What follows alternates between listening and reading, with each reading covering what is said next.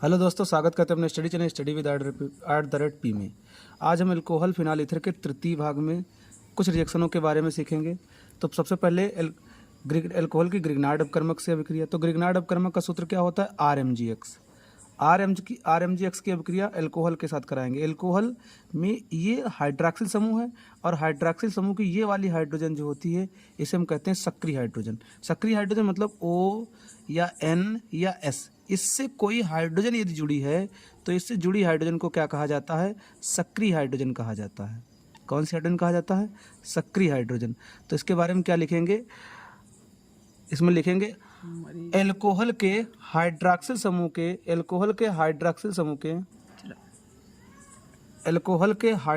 समूह के इस हाइड्रोजन को, लास्ट वाली हाइड्रोजन को, हम अंतिम हाइड्रोजन को सक्रिय हाइड्रोजन कहते हैं। और अल्कोहलों की अभिक्रिया ग्रिग्नार्ड अपकर्मक के साथ कराने पर सदैव क्या बनते हैं? एल्केन बनते हैं। कैसे अभिक्रिया कराना? RH लिख देना है और ये वाला पार्ट जो है इस MOH के साथ चला जाएगा और बाकी MgX बन जाएगा। तो R की जगह पर CH3 रखेंगे, X की जगह पर Br रिएक्शन रखेंगे तो क्या बनेगा? एथेन।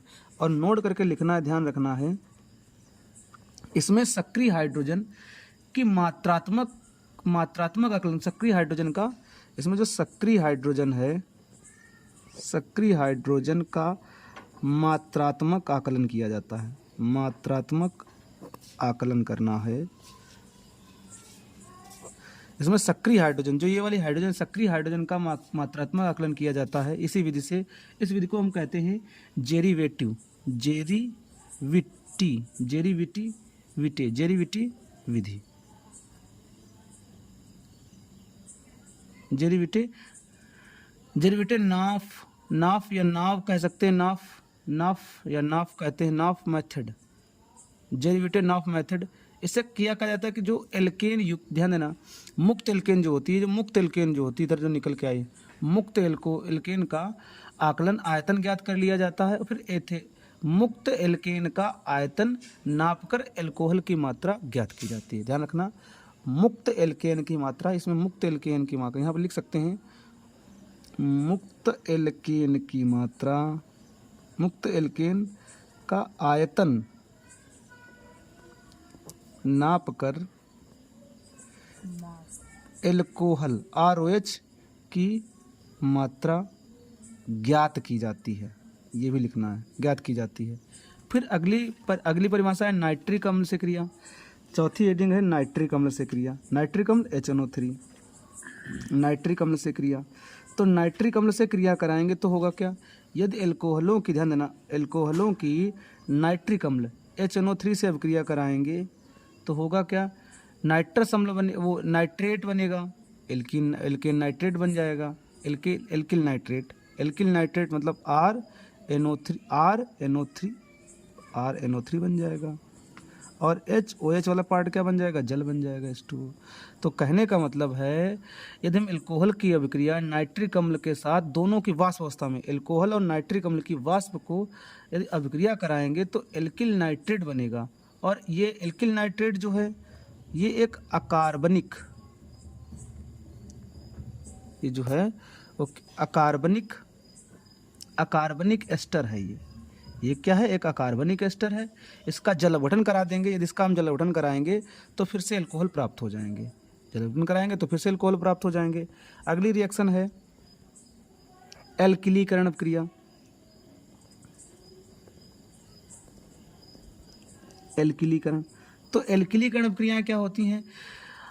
अल्कोहल के OH समूह के हाइड्रोजन परमाणु का प्रतिस्थापन एल्किल समूह द्वारा कराने पर जो यौगिक बनता है, जो हेलो एल्केन बनते हैं, हेलो ईथर बनते हैं, जो भी बने ईथर बनते हैं, तो इस प्रक्रिया को हम एल्किलीकरण कहते हैं। कहने का मतलब है OH परमाणु की, OH है ये, OH परमाणु के हाइड्रोजन का एल्किल समूह द्वारा विस्थापन क्या कहलाता है? एल्किलीकरण कहलाता है। जैसे हम रिएक्शन लिखें ROH, R-OH लिख दें यहाँ पर, और एल्किल यहाँ पर R2SO4 के साथ एल्किली, ध्यान देना है, अल्कोहल की अभिक्रिया एल्किलीकरण कराना है हमें डाई एल्किल सल्फेट के साथ।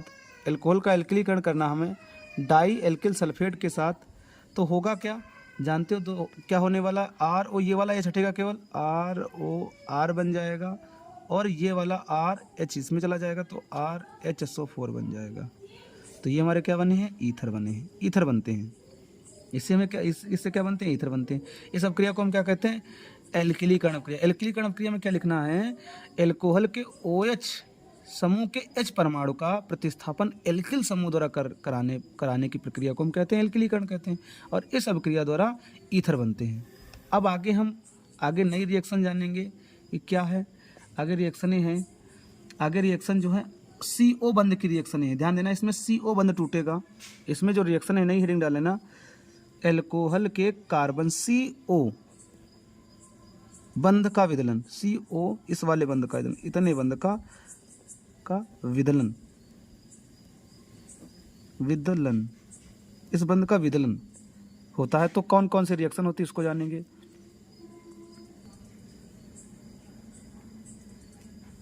हैलोजन हैलाइडों के साथ अपक्रिया।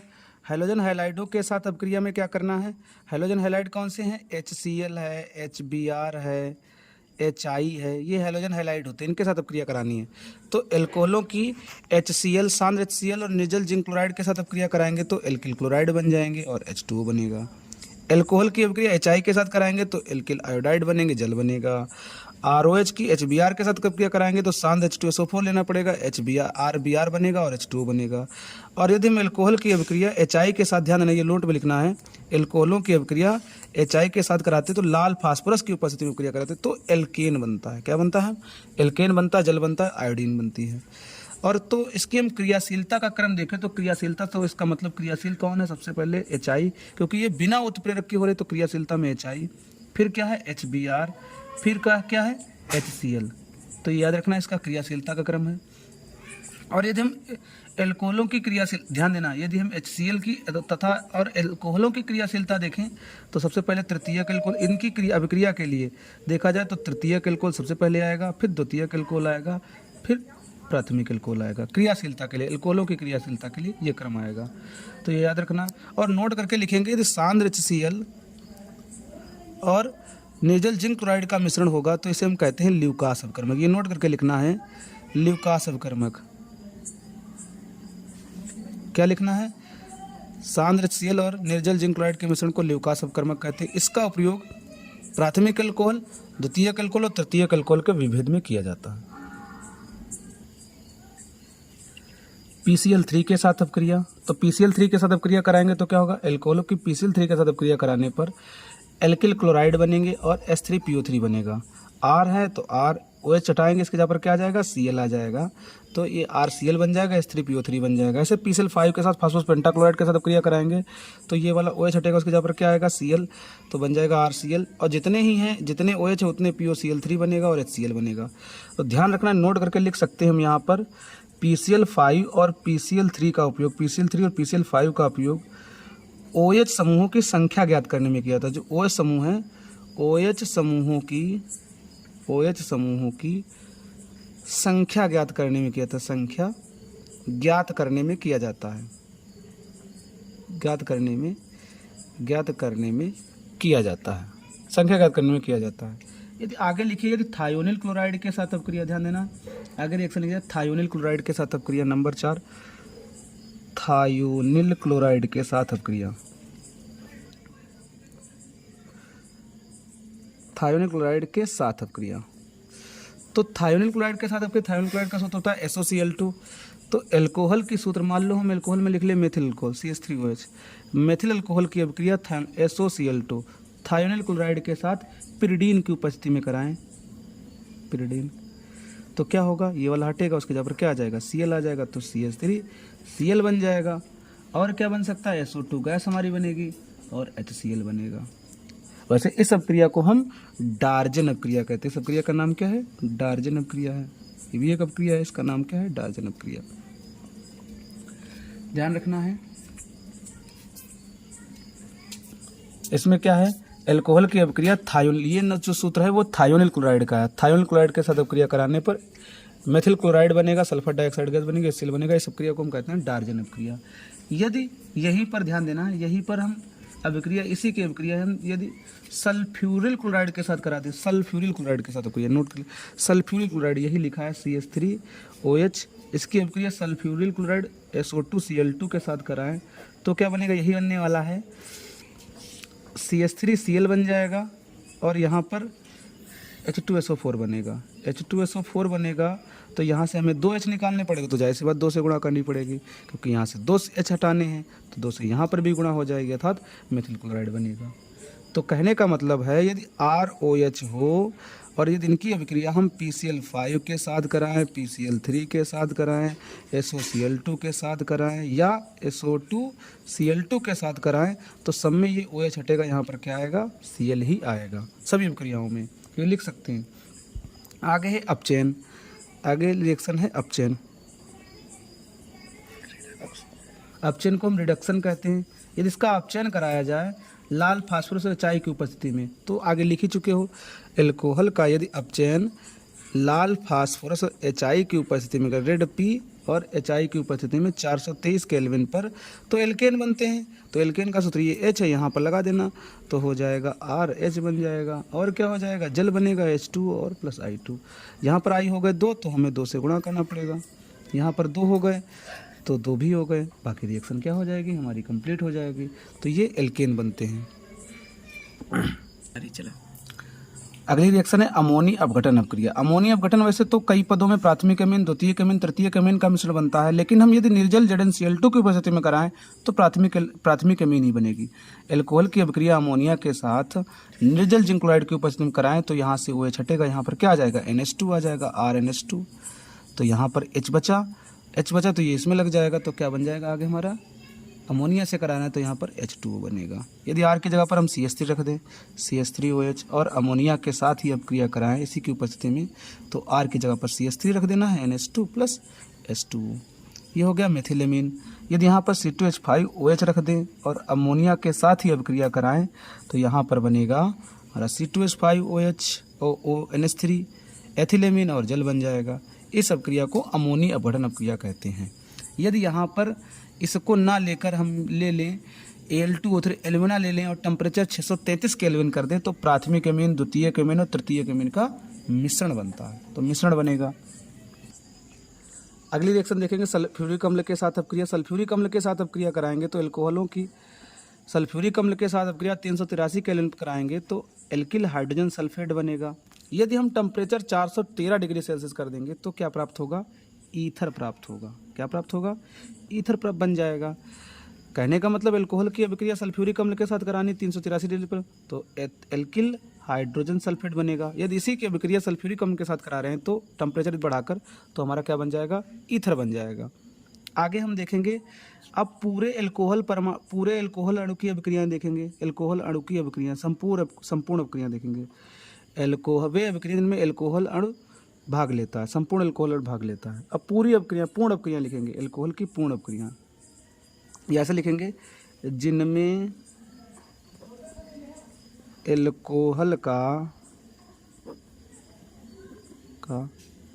संपूर्ण अणु भाग लेता है, संपूर्ण अणु भाग लेता है। ऐसी अभिक्रिया देना है जो जिसमें एल्कोहल का संपूर्ण अणु भाग लेता है। तो सबसे पहले हम लिखेंगे तप्त कापर के साथ अपक्रिया, तप्त कापर के साथ अपक्रिया, तप्त कापर के साथ अपक्रिया, तप्त कापर तप्त एल्युमिना के साथ अपक्रिया, तप्त एल्युमिना के साथ अपक्रिया। तप्त एल्युमिना के साथ क्रिया कैसे कराएंगे, तो याद रखना एल्युमिना के साथ अपक्रिया कराएंगे तो प्राथमिक एल्कोहल होगा, प्राथमिक एल्कोहल की बात करें हम ROH की, एल्युमिना के साथ ROH की अभिक्रिया कराएंगे एल्युमिना के साथ Al2O3 की उपस्थिति में टेम्परेचर 513 केल्विन से 523 केल्विन के पास ले जाएंगे तो यहाँ पर हमारा ईथर बन जाएगा, ROR बन जाएगा और हमारा जल निकल जाएगा। तो यहाँ पर R हो गए 2 तो 2 से हम गुणा कर देंगे तो बाकी का H2O का पार्ट पृथक हो जाएगा। यदि और हमें टेम्परेचर यदि यहाँ से बढ़ाकर 633 कर देंगे, नोट कर लेना, नोट में लिख लेना, यदि यहाँ टेम्परेचर हम इसके जगह पर 633 केल्विन कर देंगे तो हमारी एल्कीन प्राप्त होगी। यहाँ पर ईथर नहीं बनेगा, तब बनेगा हमारा एल्कीन प्राप्त होगी। अब आगे हम देखें जे ऑक्सीकरण, इसका ऑक्सीकरण देखें। ऑक्सीकरण कई प्रकार का होता है। ऑक्सीकरण हमें कराना है K2Cr2O7 और तनु H2SO4 की उपस्थिति में। ध्यान देना, RCH2OH प्राथमिक एल्कोहल है, उसका हम ऑक्सीकरण करा रहे हैं K2Cr2O7 पोटेशियम डाइक्रोमेट और तनु H2SO4 की उपस्थिति में ऑक्सीकरण करा रहे हैं। तो ये वाला भाग जो है वो CHO में कन्वर्ट हो जाता है, RCHO, एल्डिहाइड बन जाएंगे। फिर ऑक्सीकरण इसका करा देंगे, ये एल्डिहाइड समूह है, ये वाला समूह COOH में कन्वर्ट हो जाएगा, RCOOH। ये है अम्ल, कार्बोक्सिलिक अम्ल, ये एल्डिहाइड, ये कार्बोक्सिलिक अम्ल बनते हैं। यदि हम द्वितीयक एल्कोहल लें, ध्यान रखना, यदि हम द्वितीयक एल्कोहल लें, उसका ही भी अपचयन कराएं तो द्वितीयक एल्कोहल में एसीटोन बनता है। यदि यहाँ पर द्वितीयक एल्कोहल ले लिया जाए, RCHOH लिख दिया जाए और CH3 लिख दिया जाए, ये द्वितीयक एल्कोहल है, तब इसका K2Cr2O7 और तन H2SO4 की उपस्थिति में ऑक्सीकरण कराएं तो ये वाला जो पार्ट है वो CO में कन्वर्ट हो जाएगा, RCO और CH3। कहने का मतलब है कीटोन बनेगा, वैसे प्राथमिक एसीटोन जो भी बन सकता है। इसके बाद में यदि और इसका ऑक्सीकरण कराएं तो अंततः ये ऑक्सीकरण होकर क्या बन जाएगा, RCOOH बन जाएगा और हम कार्बन डाइऑक्साइड निकल जाएगी और H2O निकल जाएगा। ये तो द्वितीयक एल्कोहल की बात कर दी है। वैसे डायरेक्ट इसके बाद रिएक्शन नहीं भी होती है, इसके बाद में सब में रिएक्शन नहीं होती। मान लो यहाँ पर हम CH3 रखेंगे तो एसीटोन जब बनेगा तभी रिएक्शन होगी, सब में ऐसी रिएक्शन नहीं होगी।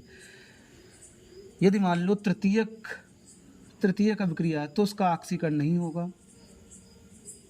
तृतीयक, ध्यान देना, तृतीयक एल्कोहल होगा या तृतीयक एल्कोहल होगा तो उसका सामान्य परिस्थितियों में ऑक्सीकरण नहीं होगा। यदि हम प्रबल ऑक्सीकारक जैसे KMnO4 ले लें और उच्च ताप पर अभिक्रिया कराएं तब तो कार्बोक्सिलिक अम्ल का मिश्रण प्राप्त होगा।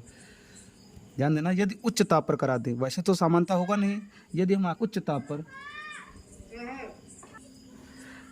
तृतीयक एल्कोहल है, जैसे ये देखो तृतीयक एल्कोहल दे रखा है, इसकी KMnO4 के साथ अभिक्रिया करेंगे, ये प्रबल अम्ल है, प्रबल अम्ल है तो इसकी अभिक्रिया कराएंगे, प्रबल ऑक्सीकारक है, प्रबल ऑक्सीकारक है, तन H2SO4 के साथ ऑक्सीकरण कराएंगे तो एसीटोन बनेगा, फार्मिक अम्ल बनेगा। फिर इसका ऑक्सीकरण कराएंगे तो कार्बन डाइऑक्साइड जल बन जाएगा। ध्यान देना, तृतीयक, वैसे तृतीयक एल्कोहल जो होता है उसका सामान्य परिस्थितियों में ऑक्सीकरण नहीं होता है। यदि उच्च ऑक्सीकरण कराएं, उच्च प्रबल ऑक्सीकारक के द्वारा, तो हमारा कम संख्या में, मतलब कम संख्या वाले, कम परमाणुओं की संख्या वाले कार्बोक्सिलिक अम्ल प्राप्त होते हैं। नोट करके लिख लेना, इस अभिक्रिया का उपयोग प्राथमिक एल्कोहल, द्वितीयक एल्कोहल और तृतीयक एल्कोहल में विभेद करने में किया जाता है। विभेद में इस अभिक्रिया का उपयोग किया जाता है, में विभेद करने में, प्राथमिक एल्कोहल, द्वितीयक एल्कोहल, तृतीयक एल्कोहल में विभेद करने में इस अभिक्रिया का उपयोग किया जाता है। अगली हेडिंग है इसी का तीसरी हेडिंग, तप्त कॉपर के साथ अभिक्रिया। तप्त कॉपर से क्रिया, ये तप्त कॉपर से क्रिया कराएंगे तो क्या होगा, यदि मान लो हम प्राथमिक एल्कोहल ले लें RCH2OH और अभिक्रिया तप्त कॉपर के साथ 573 केल्विन पर अभिक्रिया कराएं तो ये CH2OH भाग CHO में कन्वर्ट हो जाएगा और हाइड्रोजन गैस बाहर निकल जाएगी। यदि मान लो यहीं पर लिखा हो, यदि यहीं पर लिखा हो कि द्वितीयक एल्कोहल R2CHOH और तब कॉपर की उपस्थिति में अभिक्रिया कराई जाए 273 केल्विन पर ही, तो यहाँ पर R2CO मतलब कीटोन बनेगा, R2CO प्लस H2 बन जाएगा। R2CO क्या है, कीटोन है यहाँ पर, ये क्या है, एल्डिहाइड है यहाँ पर। और तृतीयक एल्कोहल, यदि तृतीयक एल्कोहल ले लीजिए, हम तृतीयक लिखे ले रहे हैं CH3, ये तृतीयक एल्कोहल लिखे ले रहे हैं और तब हम कॉपर के साथ कराएं 573 केल्विन पर ही अभिक्रिया तो इस नोट करके इसमें भी लिखना है, नोट करके ये अभिक्रिया भी प्राथमिक एल्कोहल, द्वितीयक एल्कोहल और तृतीयक एल्कोहल में विभेद है। ये अभिक्रिया का भी उपयोग प्राथमिक एल्कोहल, द्वितीयक एल्कोहल, तृतीयक एल्कोहल के विभेद में किया जाता है, तो ये याद रखना है यहाँ पर। अब हम यहाँ पर एल्कोहल के परीक्षणों की बात करेंगे। एल्कोहल परीक्षण में सबसे पहले एल्कोहल का हम सोडियम धातु परीक्षण, 3 परीक्षण पढ़ने हैं एल्कोहल के, सोडियम धातु परीक्षण, एस्टर परीक्षण और सेरिक अमोनियम नाइट्रेट परीक्षण। सबसे पहले हम सोडियम धातु परीक्षण क्या करते हैं, तो कोई भी दिया गया कार्बनिक यौगिक होता है, दिए गए कार्बनिक यौगिक में हम सोडियम धातु का टुकड़ा डालते हैं। जैसे मान लो यही कार्बनिक यौगिक है, इसमें सोडियम धातु का टुकड़ा डालेंगे और टुकड़ा डालने पर यदि बुदबुदाहट के साथ हाइड्रोजन गैस निकलती है तो उसमें एल्कोहल समूह उपस्थित होगा। क्यों? क्योंकि यदि इसकी H यहाँ से चला जाएगा तो बन जाएगा RONA और यहाँ पर क्या बचेगा H2, और यहाँ पर हाइड्रोजन 2 निकले तो हमें 2 से गुणा करनी पड़ेगी, तो यहाँ पर भी Na2 हो जाएगा, यहाँ पर भी 2 से सोडियम एथॉक्साइड बनेगा। तो कहने का मतलब दिए गए कार्बनिक यौगिक में सोडियम धातु का टुकड़ा डालने पर यदि बुदबुदाहट के साथ हाइड्रोजन गैस निकलती है तो एल्कोहल में मतलब समूह जो होगा यौगिक में एल्कोहल समूह उपस्थित होगा। ये तो हो गया हमारा पहला सोडियम धातु परीक्षण। अब एस्टर परीक्षण की बात की जाए तो एस्टर परीक्षण क्या है? दिए गए कार्बनिक यौगिक में शुष्क सोडियम एसीटेट और सल्फ्यूरिक अम्ल की कुछ बूंदे मिलेंगे। कहने का मतलब दिए गए कार्बनिक यौगिक में शुष्क सोडियम एसीटेट होगा और कुछ बूंदे शांत सल्फ्यूरिक अम्ल डालकर गर्म करेंगे तो यदि फलों की जैसी सुगंध आएगी, फलों जैसी एस्टर की सुगंध जैसी फलों जैसी गंध आएगी तो उसमें एल्कोहल समूह उपस्थित होगा। जैसे मान लो हम लिख लें CH3COONA सोडियम एसीटेट, इसकी अभिक्रिया सल्फ्यूरिक अम्ल के साथ कराएं तो होगा क्या? यहाँ पर ये वाला पार्ट हटेगा तो बन जाएगा CH3COOH और हमारा बनेगा सोडियम सल्फेट। इसकी गंध कैसी होती? फलों जैसी। यदि यहाँ पर ROH लिख लिया जाए, ध्यान देना ये तो इसकी गंध नहीं होती, ये तो एसिटिक अम्ल है। यदि इसी के अभिक्रिया जो बना है एसिटिक अम्ल बनेगा। एसिटिक अम्ल की अभिक्रिया यदि हम एथिल अल्कोहल के साथ कराएंगे तो एथिल एसीटेट बनेगा। एथिल एसीटेट की जो गंध होती है वो फलों जैसी गंध होती है। तो इससे विशेष परीक्षण है क्योंकि इसमें स्मेल आती है, इसलिए एस्टर परीक्षण कहा जाता है क्योंकि एस्टरों की गंध भी ऐसी ही होती है। फिर ceric ammonium nitrate. Ceric ammonium nitrate का ये सूत्र है। सेरिक अमोनियम नाइट्रेट की अभिक्रिया अल्कोहल के साथ कराएंगे तो लाल रंग का ये यौगिक प्राप्त होगा, जटिल यौगिक प्राप्त होगा क्योंकि इस यौगिक का रंग कैसा होगा? लाल रंग होगा। इसीलिए इस परीक्षण के द्वारा भी हम एल्कोहल की पहचान करते हैं। एल्कोहलों में सेरिक अमोनियम नाइट्रेट का मिश्रण मिलाएंगे तो लाल रंग का, जिसे हम पहचानेंगे कि इसमें एल्कोहल समूह उपस्थित होगा।